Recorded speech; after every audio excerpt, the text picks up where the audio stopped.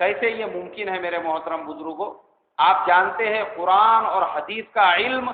دنیا کے تمام علوم میں سب سے افضل علم ہے، اور کتنی محنتیں ہوئی ہے اس کے اوپر قرآن کو حدیث کو جمع کرنے کے لیے۔ آج جو حدیثیں ہمارے تمہارے سامنے ہیں، جو فضائل اعمال میں ہے، جو منتخب احادیث میں ہیں، جو بخاری میں ہے، مسلم میں ہیں، جو صحاح ستہ کی کتابوں میں ہیں، جو قرآن کی تفسیر آج ہمارے سامنے ہے، جو ہم دیکھتے ہیں، یہ ریڈی میڈ ہمارے پاس لکھ کر نہیں آئی۔ یہ ایک ایک حدیث کو علماء نے کیسے جمع کیا، اور قرآن کی ایک ایک تفسیر کو، اس کے لیے ان کی جو قربانیاں لگی ہم اس کا اندازہ بھی نہیں لگا سکتے۔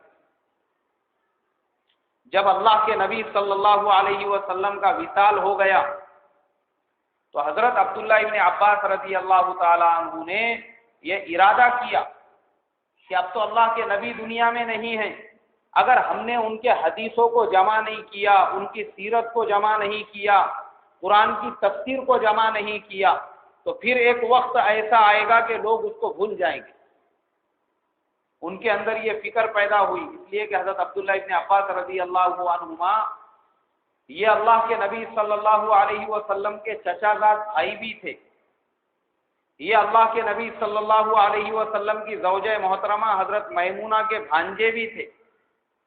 یہ اللہ کے نبی صلی اللہ علیہ وسلم کے صحابی بھی تھے، اور اللہ کے نبی صلی اللہ علیہ وسلم سے انہوں نے حدیثوں کو سنا بھی تھا۔ اس لیے دل میں شوق پیدا ہوا کہ یہ حدیثیں اگر جمع نہیں کی گئی تو یہ تو ختم ہو جائیں گی۔ تو وہ ایک انصاری صحابی کے گھر پر گئے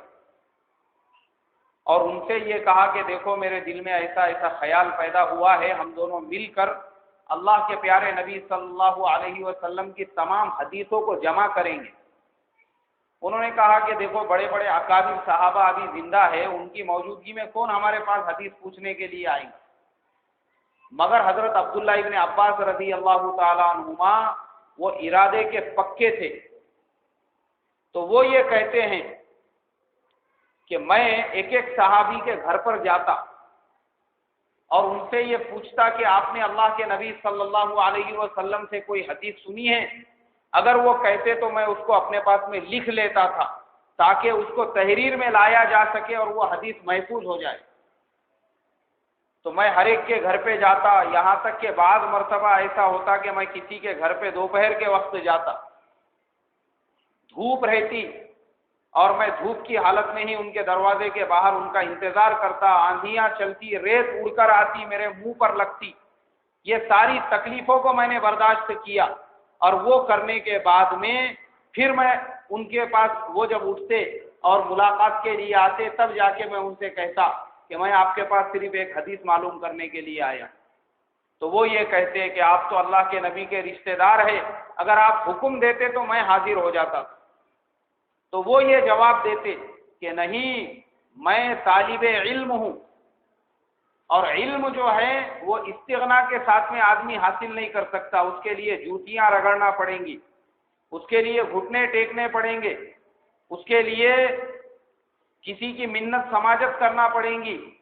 تب جا کے علم حاصل ہوگا۔ ہمارے زمانے میں ہم یہ سمجھتے ہیں کہ ہم کو علم جو ہے فری میں مل جائے، پھوکٹ میں مل جائے، اس لیے ہمارے بچے بھی اگر کسی کے پاس پڑھتے ہیں،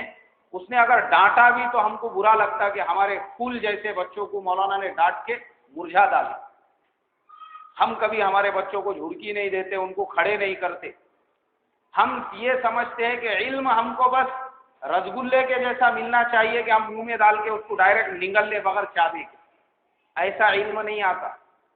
یہ قربانیاں دی علماء نے، دیکھو قربانیاں ان کی، وہ تو صحابی تھے، اللہ کے نبی کے رشتہ دار تھے، چچیرے بھائی تھے،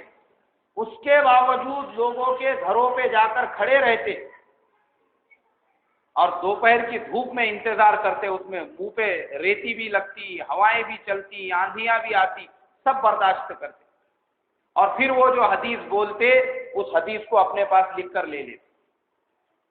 ایسا کرتے کرتے ایک وقت ایسا آیا کہ حضرت عبداللہ ابن عباس رضی اللہ تعالی عنہما کی شہرت ہو گئی کہ ان کو حدیث کا علم پتہ ہے۔ اب نئے نئے لوگ جو ایمان میں داخل ہوتے تھے وہ مدینہ آنے لگے،